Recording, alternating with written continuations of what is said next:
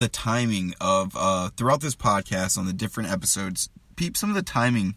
Maybe I'm just a number file or whatever, or just like numerology, but like a lot of times I find like cool quotes are on like 29:29 or like 13:13 or like something weird, 21, I don't know, 40:50. All right, but anyways, okay, I'm not gonna get off track. So yeah, Joe was saying, this is a great quote by Joe, and I think he must take some English lessons from a tutor or something like that. But the people that are complaining, for the most part, the people who are egregiously complaining, they don't have real issues. I love that word, egregiously. But so that's so true. Spoiled people don't know what working hard really means. They're kind of petty, shallow social justice warriors, or even them. They don't know what working hard really means. So Joe starts talking about people on Twitter and how their life is, or how like people on Twitter, like their life will be so their life is so meaningless that they seek out drama online. They seek distraction, and I find that like ever since I've been kind of trying to, I guess you could say, seek the light, and in one way you could say it. Sorry, I just sound retarded. Alright, so seeking the light is that I've come to the conclusion that that people really can be a drain on you, and people really will seek out distraction and drama. And not only will people do that, it's most people. It's your average person, and that's why cool people are so cool and rare, and a nice person so cool and rare, because it's rare and nice, and so value that.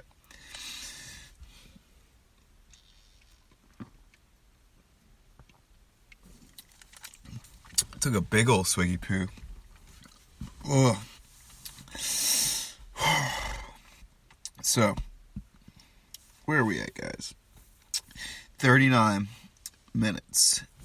39 minutes. They were talking about about 9/11 and World Trade Center 7, and how like you could watch the video of the World Trade Center 7 collapse, which that's crazy. I mean, Joe was saying something about, he was poking fun at like how you don't see the early part of the video. I don't know if he was referring to that or if he was just speaking for banter purposes. But you can YouTube World or WTC7 collapse on YouTube is what they're referring to at 39 minutes. And it's like, the two planes hit the Twin Towers on 9/11, and then the one went down in Pennsylvania, I think, and then the Pentagon, right? But World Trade Center 7 in New York, by the Twin Towers, but not close enough to where it was debris, like a tower like blocks and blocks away, somehow collapsed without a plane hitting it. And you can find the video on YouTube if you type in WTC7 collapse. That's what they're talking about. Kind of weird. Anyways, think about it. Think of it for yourself. I cannot speak on this episode for some reason. I don't know what the fuck's up.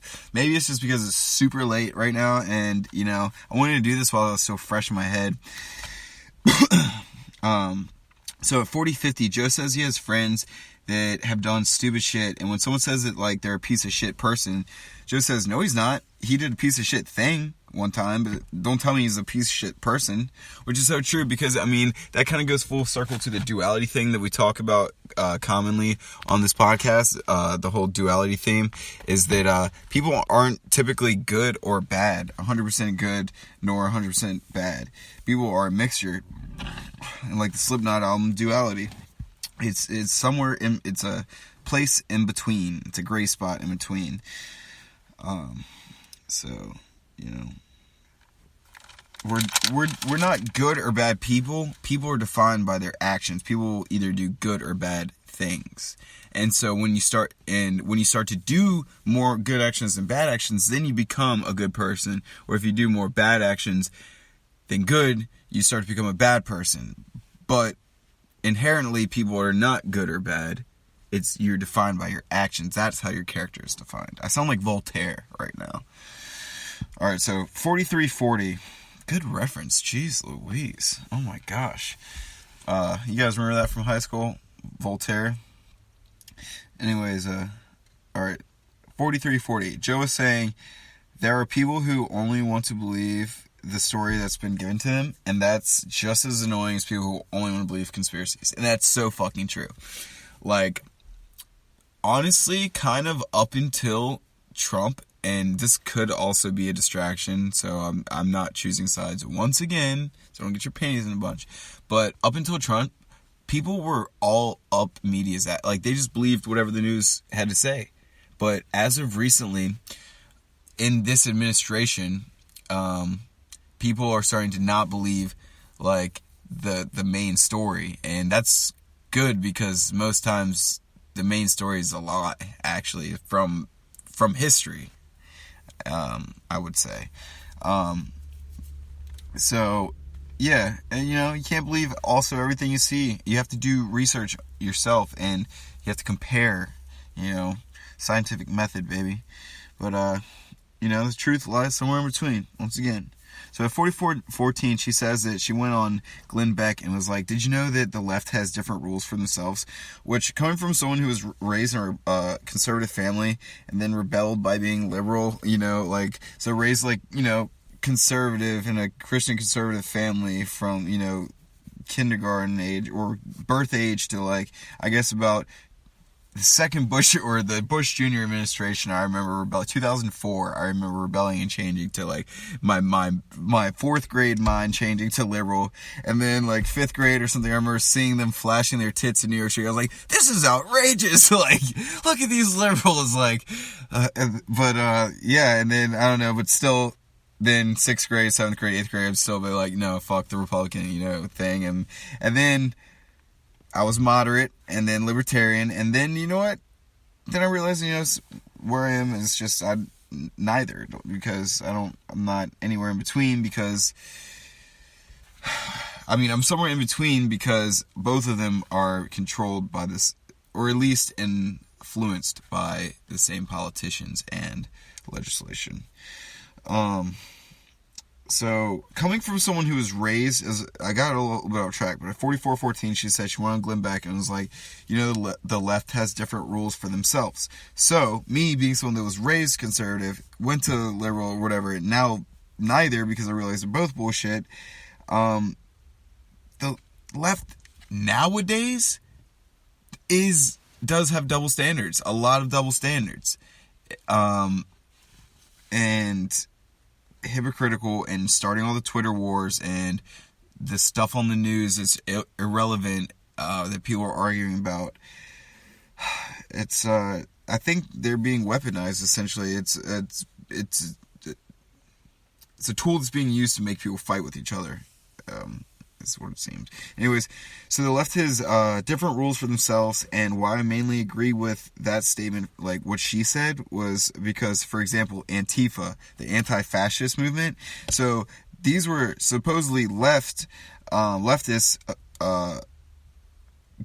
assaulting people they called fascists, but yet, if you look at it, they were being fascist. But if you look more into it, research, they were funded by Soros. Look up Soros. We don't have time to get into that right now, but type in Antifa, SOROS, if you need to look more into it. So 44:45, Bridget was talking about how she's been trying to stay on top of everything and pay her bills, and this is the first time, that she has been able to pay 2 weeks ahead of time since she was 17, 2 months ahead of time of rent, of bills. Since she was 17, she knows she's going to have 2 months of rent paid, which is a true reflection of society, as 80% of Americans live paycheck to paycheck. And you can Google it. That's so insane, guys. Pause right now, or take out your second phone, or if you don't have a second phone, pause right now. Or if you don't have a 28th phone or a 19th laptop, pause right now. And, no, I'm just kidding. But yeah, look it up. That's crazy. Type in, what percentage of Americans live paycheck to paycheck? And 70%, 80%, what is going on? That means that if you miss one paycheck, your life is, major problems. So you can't vacation. And you probably can't afford a new set of tires if you're living, like, it's all credit. And it's all bullshit. Anyways, so 4458. Joe says he has some friends that are blissfully unaware, and occasionally he'll send them articles, and he sends his friend an article on all these track and field events being won by men now, men who identify as women. In some places, you don't even need to be, like, taking steroids or, like, the hormones. You just need to be you just need to identify as a woman, not even be taking the hormones. That is so crazy. That's an example of the craziness of the left that I was referring to earlier. Like I said, coming from someone who has been in both positions. That's what I mean, and this is what Joe and Bridget means, the craziness of the left. And, the right is crazy too. They are, but this is what they're referring to. And this is what I'm doing right now. I'm breaking down the podcast. So nothing wrong with adults choosing, to use hormones themselves. Nothing wrong with, a man deciding to, use hormones and transfer into a woman. But not kids. Not kids. Period. What the fuck? Like, we should already know that. It should be common sense. Like, that's so cruel and perverse. Like, how have we even gotten to that point? Where like, the transgender 7-year-old. What the fuck? Wake up, America. Bridget was talking about how this lady, was talking to her, and her, like, the lady's kids wanted to get, like, her ear piercing on the top of her ear. And the piercing guy was like, she has to be 16 to do that. But Bridget says she can take hormones, but she can't, she can take hormones at like 7. Like, I could give her hormones, but, in transition. Or it could be a little boy, an 8-year-old boy, and I can make him take hormones and change into some type of woman. And, like, at age 8, but yet can't get an ear piercing at, until you're 16. It's just, that's the double standards and the hypocrisy of the left. Once again, what they are getting into and what I am reviewing them discuss. So, it's crazy. So 4603, Joe says he was reading an article about a guy who's losing custody of his child because he won't agree to letting his son transition to a girl at the age of 6. Now, this is what I was just talking about. The wife was divorcing him and decided she was going, like, to get a sex change for the child. And so, like, to probably as a form of revenge against the guy. How perverse is this? And how much of a reflection is this of a dystopia, guys? And we only got about 15 minutes left. And we're only 46 minutes into the podcast. We got a couple more pages of notes. I hope we get through this. So 4656. No one wants to fight against the mob of the left, which is so true. No one wants to be the person who's not politically correct. Hence the PC principle in South Park, guys. PC principle. You know what I mean? All right. So 4753. Bridget was saying there are instances where women can't even talk about their periods because it might offend guys guys who are transgendered, might make them feel bad because they can't have a period. Well, you can't, Joe was joking about how, no, you can't, you're ruining the experience for trans men. Just stop it. And it's like, it's all about compliance is what you're saying. It's all about compliance. It's all about you doing what we say. Hey, you can't use these words. Oh my God. And that's the drama and just the bullshit real people cannot put up with, and down to earth, I guess, is a better word. But anyways, he was saying all the nutbags that are tweeting 12 hours a day, that's the people, that's the people that are like that. They just want to control you, They just want to control you. But, oh my God. So then they start talking about turtles and tortoises. What's the difference between a turtle and a tortoise? And honestly, the only thing I really know the difference is a tortoise is like some sort of land tortoise thing. Or, yeah, tortoise is a land tortoise thing, right? And turtle is the one that goes, in the ocean, and it goes, noggin. Dude. Noggin. Yes, bro. Yes, I did do that. Yeah, you know what? I did. Just did that right now. A little Finding Emo reference. From first to last, Emily. Finding emo. 5124.